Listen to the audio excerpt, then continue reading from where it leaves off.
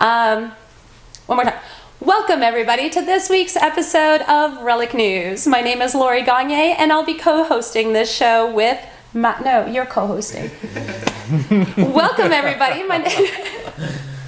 Welcome everybody. My name is Lori Gagne and I'll be hosting this week's episode of Relic News. And this week we have a special co-host, Matt Thompson.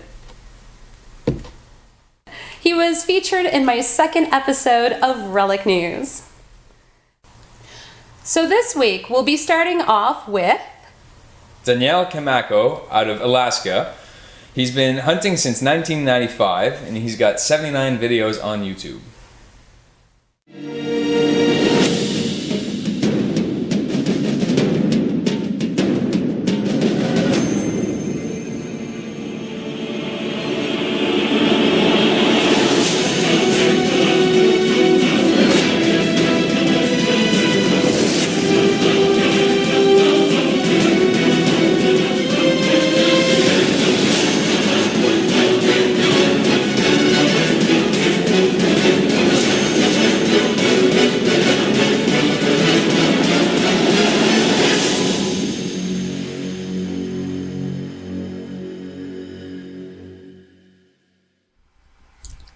My name's Daniel Camacho.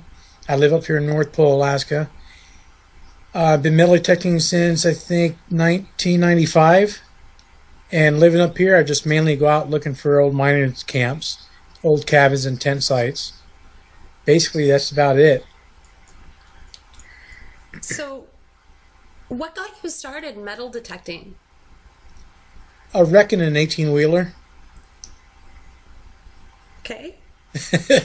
I used to drive cross country, and long story short, I rolled my semi over, and my hip went through the window, so I kind of hyperextended my spine, all the discs. I cracked a couple and bulged a couple.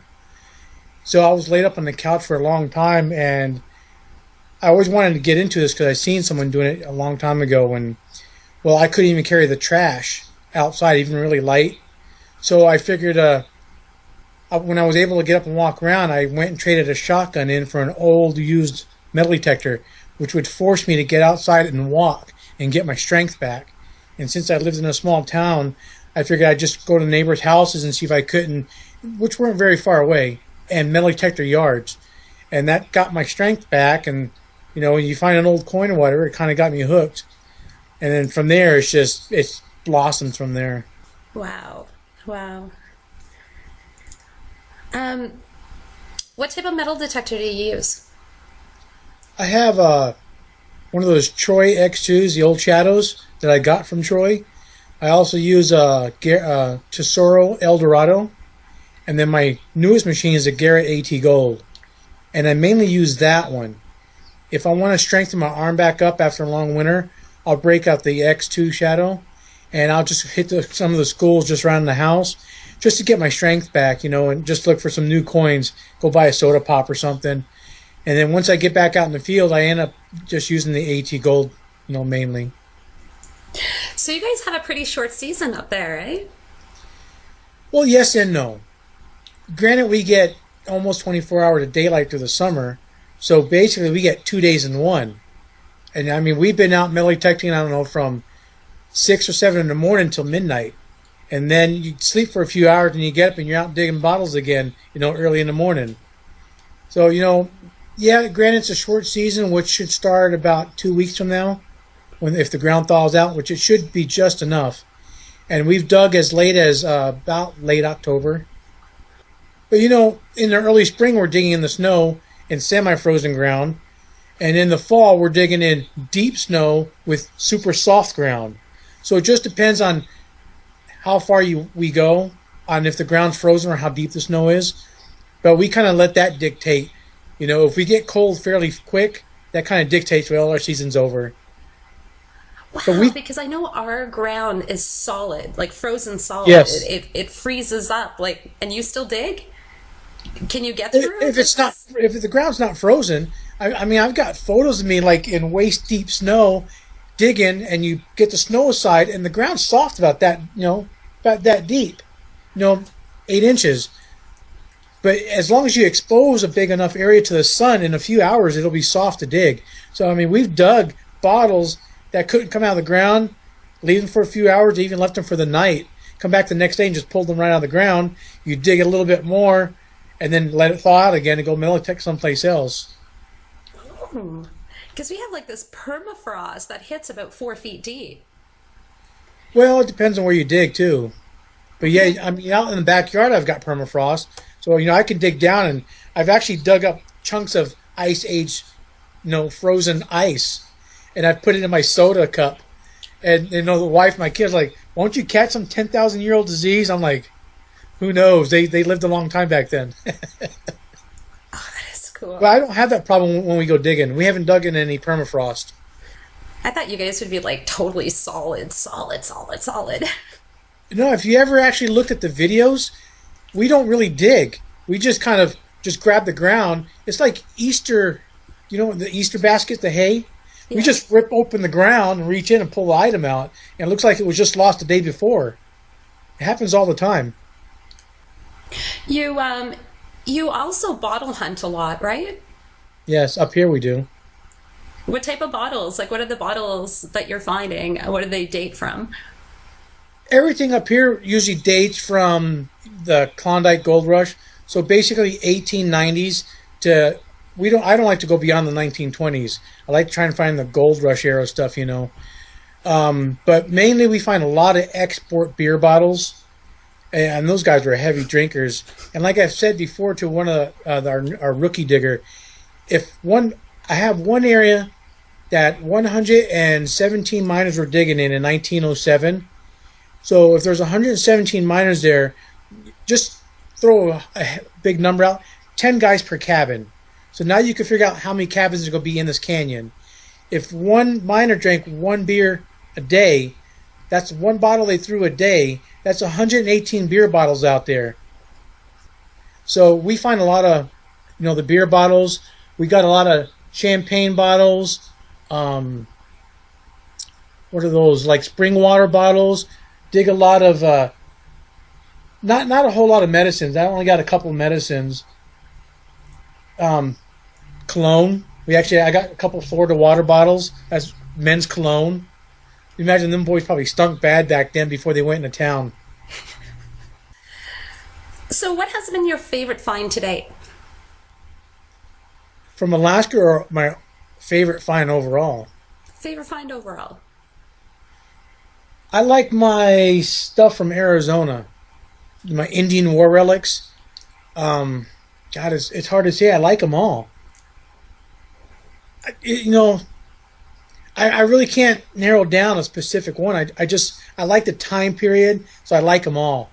It could be something mundane from a horseshoe nail from a very historic site that, I've researched and I know who was there or what cavalry was there. And there was only 27 horses there, to a token they dropped. I just like the whole period, the whole aspect of it. Can you tell me of one of your most memorable hunts? Oh, man, I've had so many. Because I fly down the States, too, which is... memorable hunts. The only one that really comes to mind at the moment was last fall. And we hiked about 3.7 miles up a canyon. And you have to remember, up here, there are no trails. It's still just... It looks unexplored wild country. So you're just busting through brush all the time. And on the way back, we actually had built a fire to keep us warm while we were digging. So as you're digging, you're breaking trees off and feeding the fire at the same time. And then we're like, you know what? We got so caught up that we didn't realize the sun was kind of setting and the temperature was dropping really quick. Because 1 minute you're just sitting there talking. Next thing you know, you got that heavy white breath, when it comes out. So we're like, wow, the temperature must have dropped 10, 15 degrees all of a sudden. We got to get out of here. It's 3.5 miles back to the truck. And it was through areas was about knee deep of snow.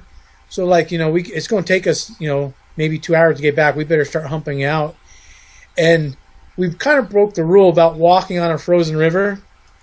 And so I was like, well, let's not walk on the river because, the ice is still unstable. let's walk off where the floodplains, and maybe, if it's good to go, it won't be so bad. But I'd fallen down and busted my knee pretty good, so I was limping. So the guys started walking down the frozen creek, and you could hear the ice cracking.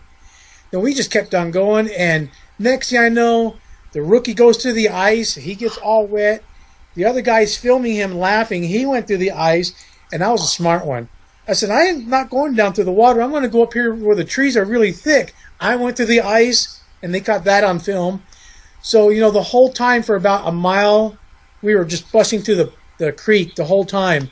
And it just wears you out. You were sweating. We were stripping clothes off. The temperature was dropping. He left a shovel out there. Totally forgot all about it because, things happen. But, that's Alaska for you. It's just, you never know what's going to happen next. Oh my gosh, wasn't the water cold? It didn't bother Jimmy and I. It didn't bother us because, we had 16-inch high boots on. We had waterproof pants on. And even though you go through the ice really quick, the ice is floating above the water too. So, yeah, I got wet up to my knee, but nothing got in my boot. The other guy only had like these little boots on, and his whole boot filled full of water. And you could see the pain in his face because the water was so cold it stung. And he was sitting on the ice right where he fell through, taking his boot off and dumping it out. And I'm thinking, his butt is heavy and he's folded over. I thought for sure he was about to go through, so I was just sitting there waiting for him to go through. And he was dumping, he's like, I got to hurry up and get, I kid you not, by the time we got back to the truck, his pants were frozen on that one leg, and his sock was kind of rock hard. And he was limping because it was still cold and hard. Oh my gosh. That's just one of our stories. I mean, there's so many of those, like you're digging one day, digging bottles, and you're like, just bottle after bottles coming out in these little pits. And then you're like, what was that? And all you look around and you see your buddy behind you with his pistol out, like looking around, because we don't know if it's a bear. You don't know if a bear's going to sneak up on you. You can't hear them. So if you see the videos and you see us packing pistols all the time, it's not for, just to show off or anything. It's because I've been charged by bears before. And a bear doesn't give any warning. They just come after you. And, when you're 70 miles from town and 50 miles of that you don't have cell phone service, it's desolate out here. I've gone 230 miles from the house digging before. You're not going to call for help. So up here, Alaskans, we depend on ourselves. Wow. What type of bears do you guys have? Do you have the black or brown bears? We got them all. We got polar bears up north. We got blacks, interior grizzlies, and we have brown bears. But where I live here, we mainly have interior grizzlies and black bears. Well, that's one right there. Well, here's one. See, and that's just the thing. We just a few years ago on one of the western villages, the school teacher, she liked to jog. She was actually jogging away from the village, and I think she was about 3 miles from the village jogging. And the wolves had seen her, pack of wolves. They actually chased her down. She had her headphones on. They tore her up, ate her up. That's how wild it is up here. I mean, you never know. I mean, I've had friends that had to go to the bathroom, stepped out of the vehicle, right off in the trees. They come running back trying to pull their pants up because a bear seen them, was chasing them, and here comes a bear right out in the trees. So, I mean, you never know. Like I said, I've been charged twice, so I don't want that again. And I don't want to see something happen. It's just...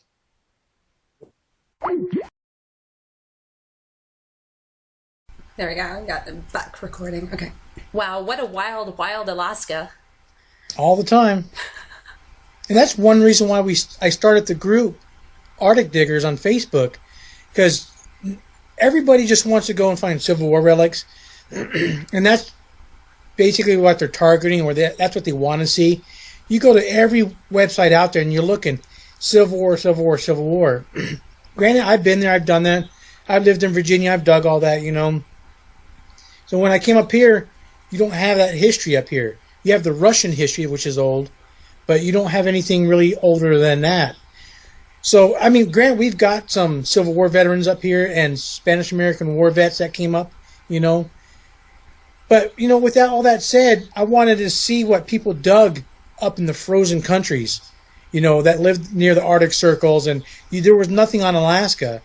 And nobody, you looked at everybody down on Facebook or down in the States, nobody was digging in Alaska.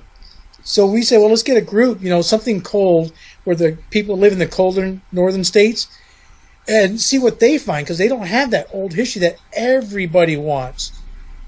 It's something different. So that's why we started that group, and that's what we target up here. I think I came across you on YouTube probably about 2 years ago, I think. How long has your YouTube channel been up? I think 2 years or so, something like that. At least 2 years. That's because the guy started asking me, hey, with all the photos I've been showing her, little clips, you ought to make YouTube videos. And it's such a pain to sit here and spend hours and hours and days, because I might have 500 hours of footage. And, you break down each hunt. I can make 5 videos from each hunt. And you're digging stuff constantly. You're driving out in the middle of nowhere, hiking out in the middle of nowhere, carrying a tent with you to sleep on site at times, It's just crazy. So it's just hard to make those videos. So throughout all the years, and we'll say from everywhere that you've been and all the different type of hunting that you have done, has there been a find that you really want to find and it's just you haven't found it yet? I've never really made that goal, because I only like to hunt Indian war sites, especially Buffalo Soldier stuff, because that's what I grew up on. That's what I love. That's what I personally like to go and look for. So if I find anything from that, that's my goal, really. I just love it. But if I had to really pick anything, I don't know why. I'm not a coin hunter at all, but I have always wanted to find a 20-cent piece. You mentioned also a Facebook group? Yep. And what's the name of your Facebook group? Arctic Diggers. It's funny how much I actually teach on that, because a lot of the guys down south, in Alaska, I wouldn't say a lot. There's a few guys on there, and actually there's a couple of people here in town. Most times they just message me privately, and they ask me, well, how do you do it? And I just explain how I go about finding these sites. Of course it's research, but you really have to get out there and see the terrain in the country. Google Earth can only do so much, but I can walk, and some of the footage I've lost, you would have seen it. You were walking along, and I got my buddy behind me filming, and we're walking along, and where are we headed to? I said, oh, we're going to head up this way, because I know in 1907 there was about 33 cabins up here, but over the years they've mined, so they're all gone, but you never know if there's some remnants of something left behind. I'm like, right up there in that mountain, right over there, we're going to find something. Let's go that way. Well, how do you know? I said, see those trees? Let's go. And you walk up there, and bam, you walk right into a dump or something. It's just crazy. But I do it all the time. And that's what I was trying to teach the guys down south. So mainly that's the reason they joined the group Arctic Diggers, because they want to learn how to do what I'm doing and then place that down where they live down south. So your Facebook group, Arctic Diggers, you're saying you give out a lot of research information and helpful information to people? I help out a lot of people that way, but in my files, you actually open up the files on the group page, and there's some links in there that help people also. If no one knows that, whatever groups you're in, click on the files. If you have something to add it in the files so that other people can access that resource, because it might help them out.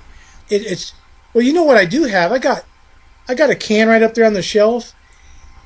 A lot of guys don't dig cans, and if you saw the colors, right? I restore them myself. There is a way to help those cans out. You can learn that on, I think I've shown that a few times on my YouTube videos, but I show that a lot on my Arctic Digger page. And I'm just now getting into Instagram and trying to teach some of the guys over there how to do that also. But you can bring the colors back out on them. And there's such a large community out there of people that actually dig and save beer cans, soda cans. I get guys calling me all the time wanting to buy them. Next up, we have Kev Hunter from the Relic Rescue Crew. He's been hunting for about 5 years out of Ontario. He's got about 54 videos on YouTube.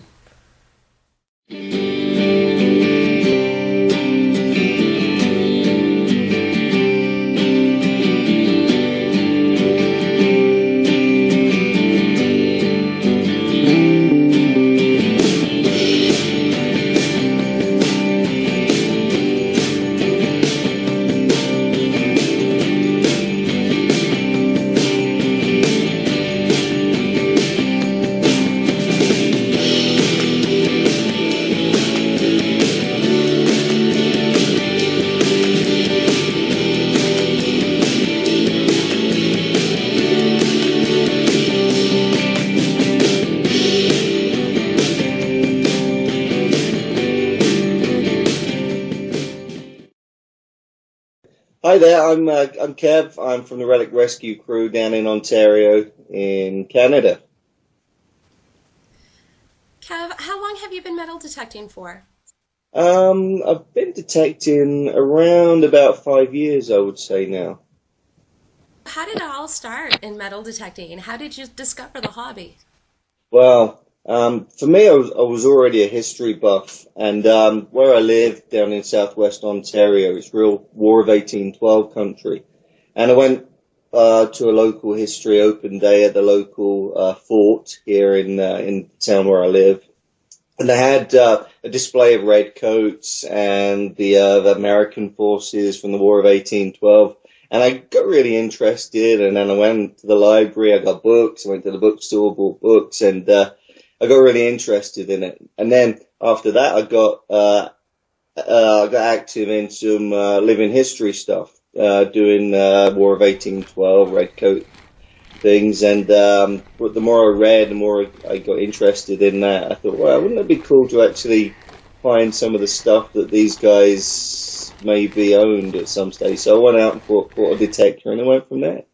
So you've been metal detecting for approximately 5 years?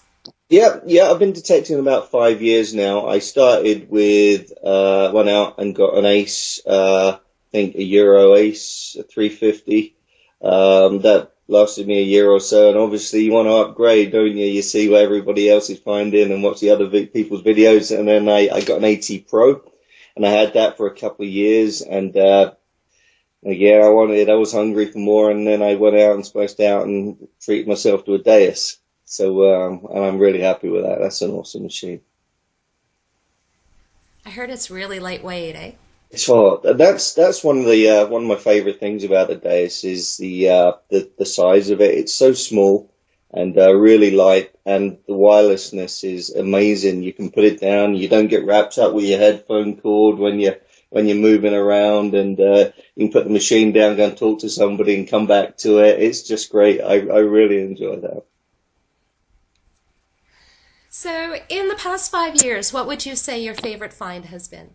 For me, it's basically, I'll go back to the reason that I got into the hobby. It was my interest in War of 1812. And if I find something that is related to that conflict, it's pretty amazing. We do pick up military buttons and bits like that in the fields around here.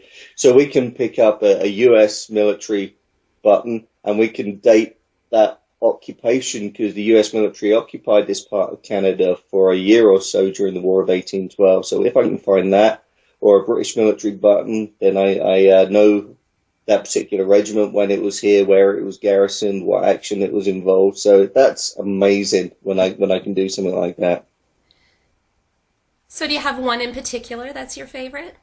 I wouldn't say there's one in particular. As I say, it's the War of 1812. If I see a British military button coming out of the ground, even if I don't find it myself, if I see one of the other guys finding it, it's like, wow. Just mind-blowing, really. When I think back to the times that those people lived in and how tough they must have been and how tough the times were back then, when I handle it, I think, I'm maybe the first or second person to hold this in 200 years. And who was the guy who dropped this? What was going through his mind? Was he scared? What was going on in that period? What must the world have been like to him? And it's just incredible. Wow, you gave me shivers. Just And listening to that, it gave me shivers. It's so true. It's so true. That motivates me. It's the people who came before us. Well, even when I find a native artifact, for me growing up in England, it was just those movies. You don't get those kind of things in the UK. It's like cowboys and Indians, right?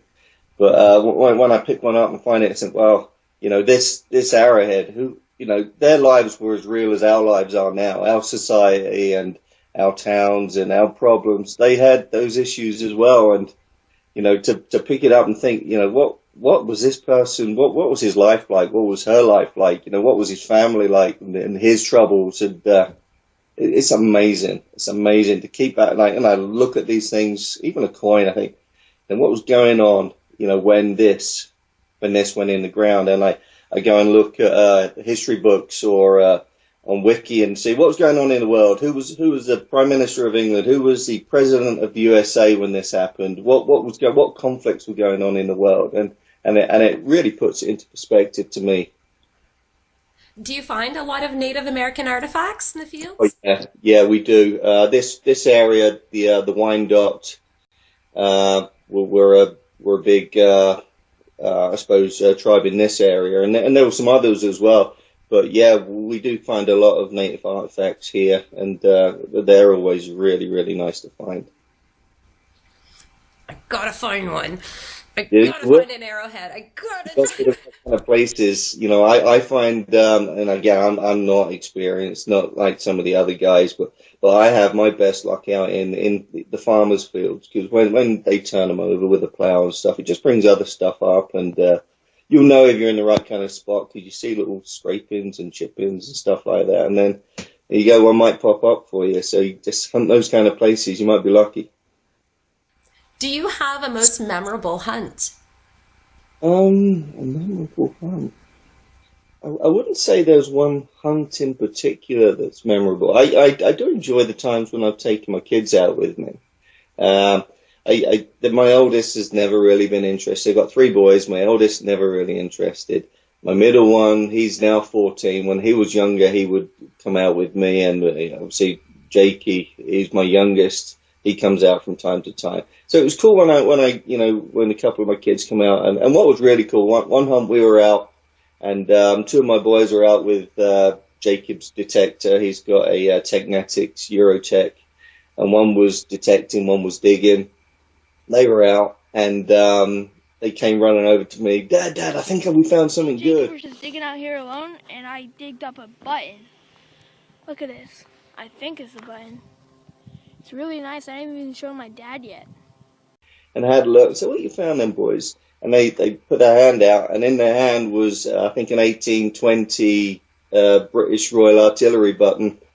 So that was so cool. And so that's pretty memorable. I will always remember that. And what was really cool, one of them had their iPod with them, and they recorded it. And I've still got that. Just that little segment. The filming is kind of all over the place. But they did the little commentary, so that was awesome. I was really happy with that, and I will always remember that. That was a cool moment. Now tell me about your YouTube channel. When did you start your YouTube channel, and what inspired you to do so? My YouTube channel has probably been going almost as long as I've been detecting, really. I started that off when I was researching what kind of metal detector I wanted to buy. I thought, well, I'm going to type it in. I'm going to type metal detector in YouTube and see what comes up, because I didn't know if anybody was doing it, and it was like, wow, there's a lot of people doing this. This is really cool. And I started watching some of the videos and enjoying it, and I thought, well, maybe I could have a go and just try that myself. And it just went from there, really. Just trying it out. My first ones were pretty terrible, just me digging up pieces of iron, coming home and showing everybody on the camera how excited I was to find a piece of iron in the ground. And then going in my backyard and putting my metal detector over some clad coins and listen to the different sounds they made. So that, they're kind of crappy videos, but that's how it started. And I got into finding some better ways to edit and film, and I enjoy it now. And it's nice. It's nice to keep that memory.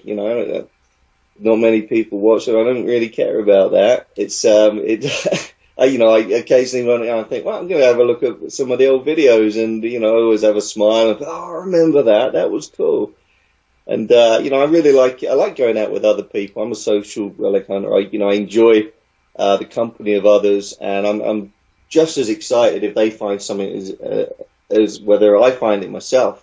And I'm always grab the camera and say, all right, stop. I want to film this, and it's really cool. I just like to capture that moment. Their excitement, and when they're handling this thing for the first time, for all that period. I think it's kind of cool to document it. How many videos do you have now? Maybe about between 40 and 50 something, possibly.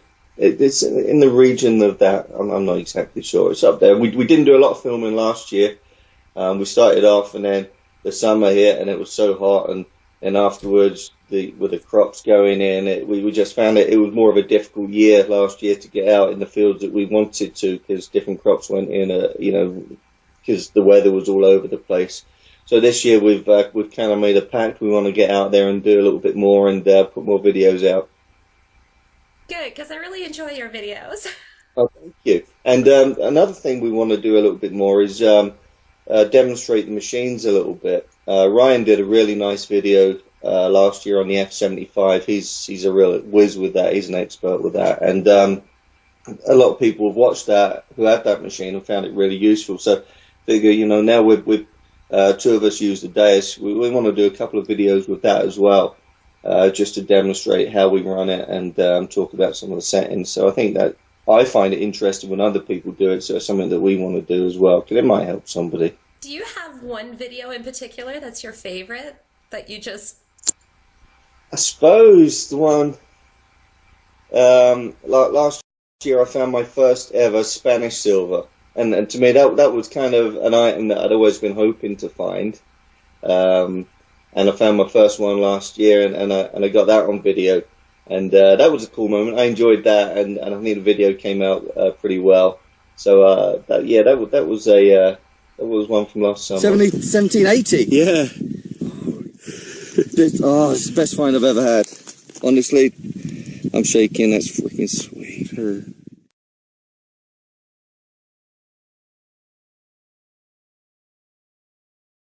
Well, that about wraps up the video. As you can see, we've had a few good hunts. We've had some decent finds as well. We've been having some good times out there in the field. Things have been good. So we really want to say as well, thanks to everybody who subscribes to our channel. Thanks to everybody who liked, who's commented. It certainly means a lot to us to hear from you guys, and to know that you're enjoying the stuff that we're putting out there and that we're showing you. Please subscribe and like, comment below. Next up, we have Micheal Boyles from Micheal's Busy Bee Detecting. He detects out of Florida. He started when he was about 8 or 9 and recently got back into detecting about 4 years ago. Well, I'm Micheal Boyles. I live down here in southwest Florida, about an hour south of Tampa. How long have you been in metal detecting for? Roughly about almost 4 years now. But I started it back when I was like 8 or 9. I had asked my parents when my dad was retired Air Force, so I asked them for a metal detector, and they got me one of the little Radio Shack $30 pop things, and I would go out and on the base and hit it up, and just never found anything. So it was because I was young, like that, so didn't have no one to teach me the ropes or anything like that. It's just something I seen on TV one time and had to do it. But got their monthly magazine and always seen the metal detectors, and it's like it sparked that interest again. So I was like talking to the kids, and I was like, you know what? I want for Father's Day, I want a metal detector. So I waited, and Father's Day came, and they're like, well, it's not here yet, but there's a prize coming for you. So I had to wait a couple extra days. And that's what they ended up getting me. They got me the Bounty Hunter Quicksilver is what I started out with. And what type of metal detector do you use today? Today I have the Bounty Hunter Land Ranger Pro. What was the find that got you hooked? It was a 1942 Mercury dime in my front yard of the place that we used to rent. Just swinging my detector right there in the front yard with the Quicksilver, and it was right beside, I wasn't even going to dig the signal first, because it was right beside one of the gas lines. So I was like, and I started looking at the depth, and I was like, well, it's hitting high on the Quicksilver, so I'll take the chance. So I dug down about 2 to 3 inches, and I just caught just the rim of it. And I was like, I know that color. I've seen enough videos on YouTube and all like that. So I just snatched it up and didn't even know what it was. Slowly shook the sand off of it. And sure enough, it was a Merc. So I was all, you can say I looked like Ringer and KG off of diggers. I was flipping all over my yard. What would you say is your favorite find? I got one that's, it took me some research to figure out what it actually was.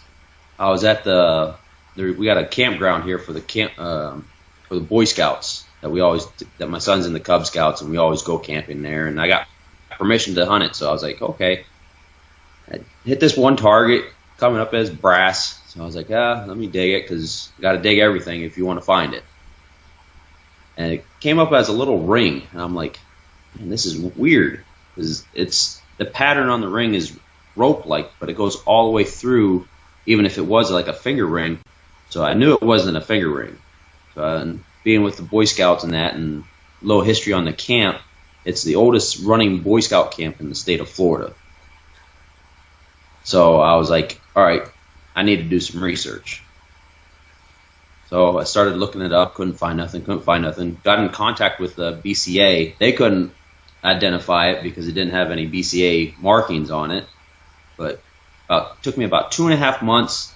Ended up finding out that it was a 1920s slide from a Boy Scouts handkerchief that I found. What would you say your most memorable hunt has been?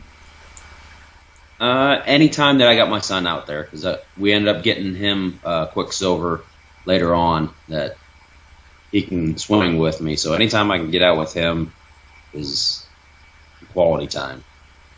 I mean, the first one that when I took him out was we're swinging at over by where we used to live, where I found that Mercury. There's a community park, and we're doing along the baseball field, like the seating area, and we got a hit and started digging down, and he was doing my digging and that, and I just caught the rim of it. It was a ring, nothing gorgeous ring or anything like that, but it was just a little child's ring, and he got ecstatic. I mean, the look on his face was just priceless. So anytime I'm with him. What are your favorite things to find in regards to relics or coins? When I first started, I thought it would be coins and all like that, but then I started finding more relics. So then it's more going towards the relic side of not just the coins. They got history to them, but the relics have more a personal history to them, especially when you can find them. Because I mean, I've found a 1940s Boy Scout slide that designed directly for the camp that I found. The other find that was kind of like took me some time to research it was the 3-ringer that I found in a friend's yard over in the same housing development. I just went over there to coin shoot, and got a hit, matchbox car, and I was like, okay, got another hit, and it was kind of ringing just about the same on the Quicksilver. I got down, it was about 4 to 5 inches down, and that's like my very first video on YouTube. As soon as I pushed a little bit of the dirt away, I just seen the 3 rings on the base of it, and I knew exactly what it was from the get-go. It was like, oh my God, how did this get here? Because the closest thing for Revolution War was up in Brandon, up in Tampa area, or down in Fort Myers, which are both 2-hour drive. So it was just trying to figure out how this got there. So tell me more about your YouTube channel. It just one day I was just out, and it was just like, I've seen the Stealth Diggers and the Hoover Boys and everybody else that has a channel out there, and it's like, but I've seen all their channels, and it's like, maybe I should start documenting some of these digs and stuff like that, just for memories for myself. So that's ended up how it started. And how long ago did you start your YouTube channel? Roughly about 2 years ago. Right after I found that 3-ringer, that's when it's like, all right, let me start picking up tricks and all like that from Charlie and Kurt and all them. So they're awesome. Oh yeah. How many videos do you have? I don't have that many because of my work schedule, and I'm in the Navy Reserves, so me getting out is very slim. So I think I'm up to 6 or 7 videos. I mean, you can definitely see the progress between the first one to my latest one. That I'm getting there. And what is the name of your YouTube channel? It used to be just my name, and I changed it, and I changed it again, And I ended up going with a nickname that I've had back when I was on active duty Navy and stuff like that. So it's just Micheal, Busy Bee Detecting. We'll just We have bloopers at the end. that's okay. So Matt, what is your goal for this year?